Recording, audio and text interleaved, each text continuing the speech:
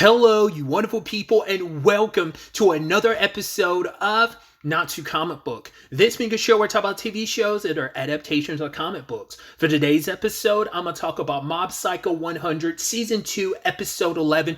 Great episode. A lot of really interesting things went down in this episode, so let's break it down. So we're picking up with Teru and his crew as they're taking out some of those people that attacked him, because it turns out I'd actually completely forgot to talk about this last episode, was like Tarada being like, yo, I'm gonna betray these guys. I figured he wouldn't, but it turns out like they were able to kind of use this to sneak attack everybody, and they came out victorious and had one of the kids, the one who can read minds, lie detect him after Teru like held him in place. It's like, well, he hasn't betrayed us yet, and the guy's like, what do you mean I haven't betrayed you yet? It's like, yeah, it was just a whole ploy. So it's like, yeah, everyone's like really down for the cause of taking down Claw. So, but yeah, while they're all dealing with this, we have Sho and Arisu preparing to go up against Sho's dad. And it's an interesting conversation where Sho is like, Arisu, like, why are you so willing to cooperate with me? And he's like, because when I look at you, we're kind of in similar boats. He's like,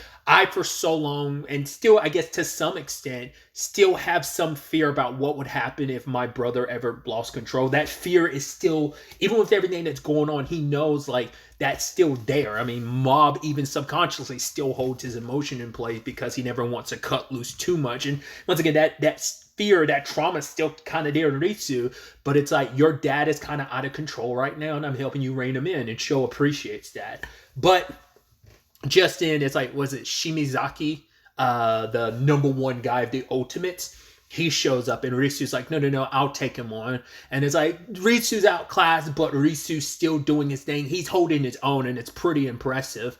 I mean, up to what he can do. Sho did say, like, you have a lot more potential inside of you than you realize. I mean, once again, like, I bring it up, like, but very few people have ever seen Mob when he goes in that question mark mode. Like, him at 100% is him, but whatever that is inside of him is something else entirely, or maybe who knows what that is. But like, the only Esper we're aware of that's ever gone face to face with that is Teru. No one else has. Not even, I don't even know if Claw's like fully aware, because anytime he's going up against Claw so far in the series, like, none of them have ever encountered that. I'd make the art, I guess, because he recognized it from like the news when Mob activated that power, and then also, like, you know, he was there when Mob kind of lost it and kind of said that wasn't him at 100% losing it. That was just whatever this was awakened even back then. So Risu's probably he is an Esper now too, but it's like, he's next to Teru, he's the only other person that's really seen Mob like that. So, but either way, like I said, my point is,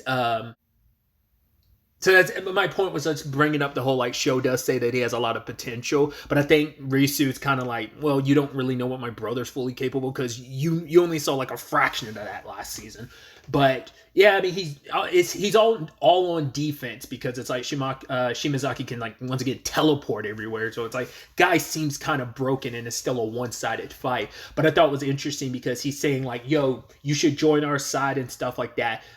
But it's like, Risu, he's like, I've kind of like, for so much of his life, he wanted psychic powers, and now that he has psychic powers, he recognizes like what it really means to like be so determined, to put so much blood, sweat, and tears into what you're doing. And he's thinking about, and he's seeing that every day with his brother. It's like, it took him getting powers to recognize, like, no, like, look at my brother. My brother has never wanted his powers. He uses them when he needs to, but like, he's never like thought of himself as anything special. They've always, and sadly, been more of a burden to him. But it's like, yeah, my brother puts everything in that determination.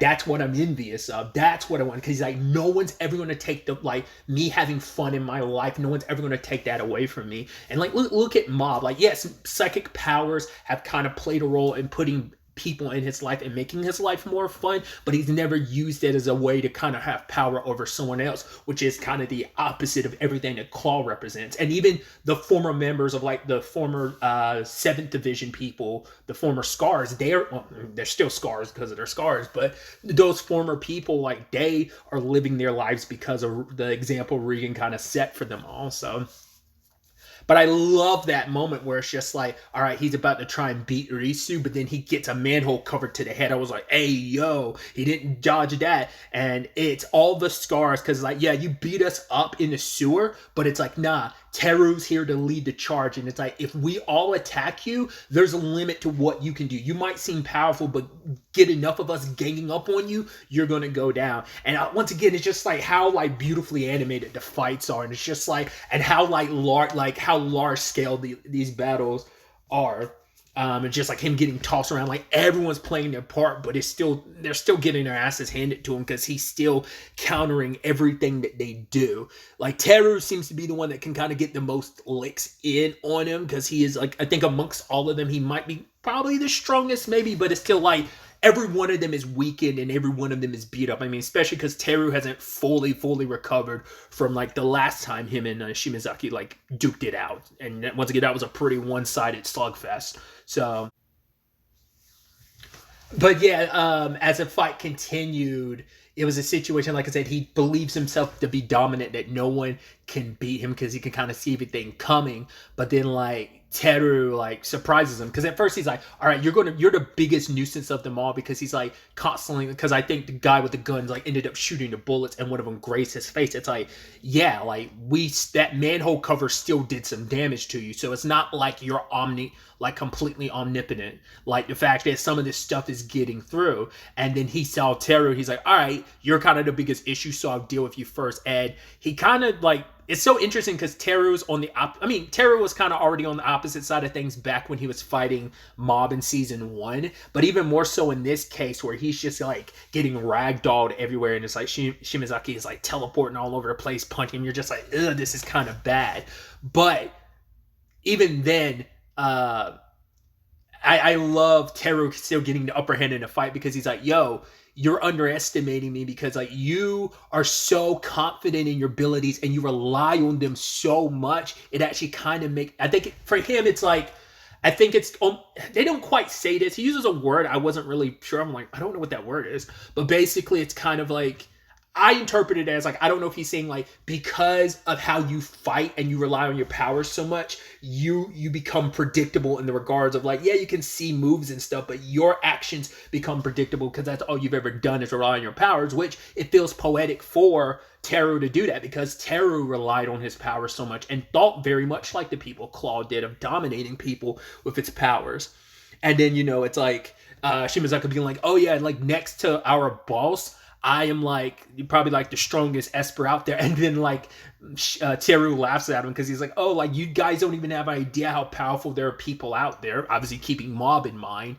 And he's like, to you guys are kind of nothing in comparison. He's like, to the point that even you're basically just a human in comparison. And because of that, someone like me can beat you. So, but yeah, like all of them working together, this went from him having a massive advantage to all of them whooping that ass. I was like, hell yeah, dude. I love that whole sequence, and especially them getting the upper hand. And it's like, yeah, because the point is like when he's distracted, because he needs to concentrate on everything to be able to formulate and everything, to kind of really focus on what he needs to do to be able to read every movement. But when everything's happening at once, it's kind of shaking his brain a little bit. He can't focus on everything at once like he needs to. And so they're whooping his ass until he like goes like, nah, fuck that. And he like just kind of really taps into his power. And then immediately in one fell swoop knocks everyone out.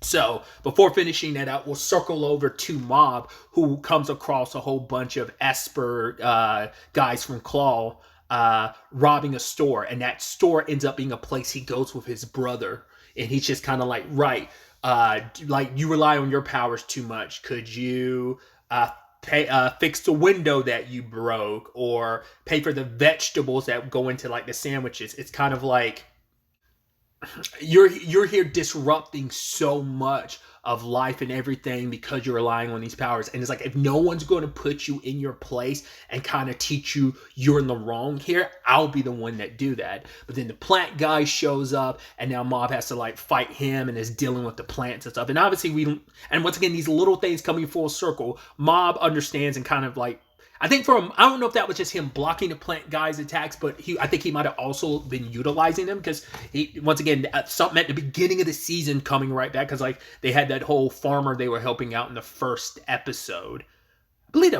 that's the first episode of the season if I'm not mistaken. Yeah. And so to have that kind of come back in this regard, if that's what that was, I don't think that was just him blocking dude's attack with his own powers. I think it was like him using plant-based powers. But yeah, the fight's still like hard because these guys might not be to the level as like the Ultimates or the Scars, but they're still strong enough. They're stronger than the people Mob crossed paths with when it came to the 7th divisions, like lower tier people. But the problem is like he's outmatched because he's doing this all on his own. And then but luckily, the guy that controls spirits from the 7th division, it's like the last time we saw him was episode 5 for him to show up again, backing up Mob. And it's like, all right, turn the tables a little bit. But the plant guy is still stronger. But then there was that particular bottle that happened. I was like, is that the one that... And lo and behold, they smash it and Mogami gets out. And it was like, oh boy. I was like, that's not good. And he proceeds to start stealing energy from everyone around him. And he goes after the plant guy and he's like ready to kill him. But Mom's like, no, don't do that. People can change. He's like, well, what about these people? He's like, yeah, you just like tell him you're going to change. He's like, I'm sorry, I won't hurt anyone again. He's like, yeah, but how do you know he's not lying?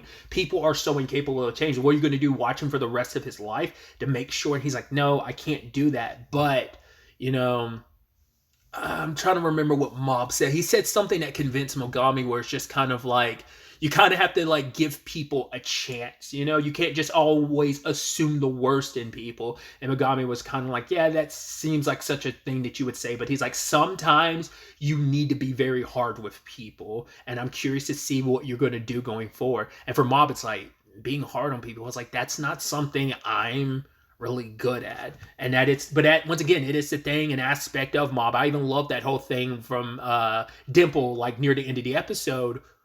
I think it was like during the post-credits scene where Dimple's like, yo, like my whole point is to stick around Mob so I can, you know, keep him like naive and easily manipulative. But the problem is like he's growing so much before my eyes, and the next time like I blink and he'll be an adult. So, you know, the last like I needed like my whole point was to get him at this point in his life. But it's like just like Dimple, just like Regan, they haven't realized like how much Mob had been growing right before them. Like they kind of took that for granted. Both of them did it. You know, it still just surprises them more and more how much he's growing. So, because it's like, well, I'll get to it later on, but just I'll touch on it later on. But either way, Mob after that whole tussle, like Mogami like disappeared, and they're like, well, is he gone for good this time? And it's like, I don't know. He was going to peace out, but keep an eye on Mob. I mean, even while he was locked up, he's like, yo, I was still seeing everything that was going on here. So Mogami isn't gone. He's just probably out there in the ether. Probably like, he makes his whole point about people haven't changed, but I think even his interactions with Mob have changed him. It's like, you might try to, I always love that perspective. And it's just like this mentality of, people have an effect on you. You can try to limit it as much as you want to, but that effect is still happening. Even if you're able to kind of, like, you know, it's like you have an effect on people just as much of an effect they have on you, no matter how much you try to mitigate it as much as possible. It's still happening. So I love stuff like that. So that's a lesson that I think is kind of like playing out, not lesson, but an aspect that's playing out here that I think even Mogami is being affected by Mob. It's why he just listened to Mob and just kind of let the guy go to give him, I think even in his state that he's in, and maybe this will play out in the long run. I'm assuming that'll be like maybe a season 3 storyline, if they'll even touch on it all. Like, but I feel like there's no way he's like going. Like, as powerful as he is, like there's no way he's just going, and we might get some resolution to that maybe in season 3, but we'll see. But yeah, Mob goes off, but he ends up catching up with like Shimazaki and them just as he's fighting Terror, and he's about to end it all, but then like he senses Mob and he's like, whoa, this guy is powerful. He's like, all right, whoever it is, I'm ready to fight him. And then you have Regan coming over being like self-defense punch or something like that. It's like, this is an attack Regan uses when he screams out self-defense because he doesn't always know if it's self-defense. So by proclaiming it's self-defense, you kind of go ahead and put that out there before you get sued for like assaulting someone out of nowhere. So I just love that he just casually strode up and did the multi-punch stuff. I was like, I love that. And the guy's like, oh my God, this guy, he's so powerful. Like, how did he sneak up on me? It's like, well, the reason why you probably didn't notice Regan is because you're sensing for espers, and Regan's just a regular dude. Oddball, but regular dude nonetheless. And everyone else believes him to have powers when in actuality he don't. He gets to ride the wave of the season 1 finale yet again. But then Mob shows up and he's like, this guy's on a completely different level. He's like, all right, fine, I give up. Because for him, it's like the world domination thing was never my thing. I only followed along so I could have fun. And then Mob was like, you interrupted all of these people's lives just for fun, and kind of like looks at him like that. And Shimazaki freaks out and teleports away. They're like, whoa, what if he comes back? Because like some of the Scars are pissed because they're like, man, doesn't even feel like a victory because he whooped their asses so much, and it's like wasn't really their victory. Because he'd even called them out being like, oh yeah, like, oh, you guys, your Scars used to be, you be, oh, the Scars, like you're to be feared. It's like, no, those Scars are representations of you being failures because the boss scarred you. And once again, I brought this up, I think maybe in episode 2 back, I brought up like, oh, I thought they were Scars. I thought those Scars were given to them by the 7th division leader. I think I said this at the time. I didn't realize it was like, because in season 1, I thought that's where the Scars came from their leader, the 7th division leader, not realizing, oh, they got those from Sho's dad. I was like, oh, okay. But yeah, it's like, yeah, you were failures, so that motivated them even more to prove themselves in the fight. But it's like, oh, we kind of didn't get him. And like, what if he comes back? But I think it was either Risu or Teru that was like, nah, he's traumatized now because, you know, Mob struck that fear inside of him. And it's like, and someone even saying like, I think he turned over a new leaf now. So it's like, yeah, he might be someone that we see in the future who isn't the same. Like, this whole situation is going to have an effect on a lot of people in Claw. So yeah, that was some very interesting. So now it's like, before all this went down, Sho was going to challenge his father because he's like, I didn't have the power to really stop him before, but I'm going to prove I have it now. And I love that guy trying to stop in his way, the guy who's all about technology, and then like Sho just like takes him out immediately and then keeps it pushing, and he confronts his dad, but that fight doesn't go the way he thinks it will. He's like, right, I've been preparing. And we get a little taste of what his dad's capable of. Because I guess in my mind, I never I think they showcased it a little bit, maybe last episode or episode before last, that his dad has powers. Like we saw those little sections of like flashbacks. But like I guess like when I did not think his father would have powers. I don't know why. Just, you know, leading Claw and stuff, like I just didn't think he had any powers. But you know, makes sense that he would, and how powerful he is. Sho can't even get next to him because he has like a barrier in front of him. He has like fire, ice, and lightning power. Like he seems like he's kind of a little Avatar-ish.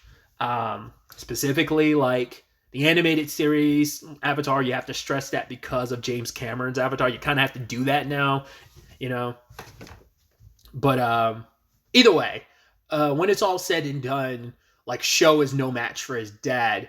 And Sho uses an attack. He's like, yo, I've stored this up for like 3 months just for this. And the attack doesn't work. Now, whether that will, I don't think it was Sho's dad that blocked it. I think it was Umbrella Dude who blocked it. And he's kind of like, yo, kind of like a kid kind of standing up to his dad. But he's like, yo, my son's going. No, I think it's this guy being like, oh, a kid going through a rebellious phase. And because Sho is like, my dad's kind of crazy. He wants to take over the world. And the guy beside him is like, oh my God, he's so cool. I'm like, because he's the one that, like, you know, Shimazaki had to be like, this idiot thinks this is all about a company. Like, that's not what this is. This isn't a company. This is kind of a cult. But I think in this moment, he's almost like, oh, this is about world domination, taking over the world. Oh, man, this guy's so cool. He's so cool. But for him, it's like, and I thought it was so interesting, Sho's dad being like, all right, let me tell you something. Like, I know why you're doing what you're doing, son. He's like, you're doing this because you're afraid. You're afraid that this, like, world domination plan won't work. And he's like, for the past 20 years, I went all across the world because I was trying to see if there was anyone out there stronger than me. He's like, and there isn't. That's why he's so sure that he'll be able to like dominate this world, is because he's like, no one can match me. I'm unmatched. So I don't have that fear. Like, that's why failure doesn't even seem like it's probable for me. So he's like, yeah, that's why I spent these 20 years. And he's like, right, you did that attack that, you were saving up for 3 months. Let me show you what I'm capable of when I've been storing this up for 20 years. And so we never see it, but I'm sure that's going to come out a lot more when he actually eventually fights Mob, I'm sure. So, but yeah, the ending of the episode revolves around Mob going off on his own. And it's like, no, like, let us go with you. But Mob is like, you guys are too injured and it sucks, but you guys will also get in my way. And in that moment, you have Dimple saying, like, oh, this is what Mob took away from Mogami's words, like sometimes having to be hard on people. It's kind of a tough love thing of, yeah, like, it's kind of sucky to say, like, you guys will be in my way, but this is my way of protecting you guys. And even him, it's like, Dimple's like, are you sure about going off on your own? He's like, aren't you scared? He's like, yes, of course I'm scared. But he's like, the thing that scares him the most is, like, people getting hurt. And so that's why for him, it's like, I'm going to see this through. And that's when he ends up crossing paths with the umbrella guy, the very, post credits, being like, yo, I'm begging you to walk away. You're just a middle schooler. So we're entering the final stretch. Only 2 episodes left of the season. And so I'm assuming that this is going to be a 2-part battle, maybe. Because, like, obviously, Mob's going to have to deal with Umbrella Guy. But I also saw a clip of it, too, where he's going to be fighting Show's dad. Not unless that Show's still fighting his dad. But we'll have to wait to see how this ultimately ends up playing out. How this all comes together in the penultimate episode, as well as the season finale itself. So, but really, that's all I wanted to talk about. So the next time we meet, be happy, be safe, live life to the fullest, and enjoy it. Good day and goodbye.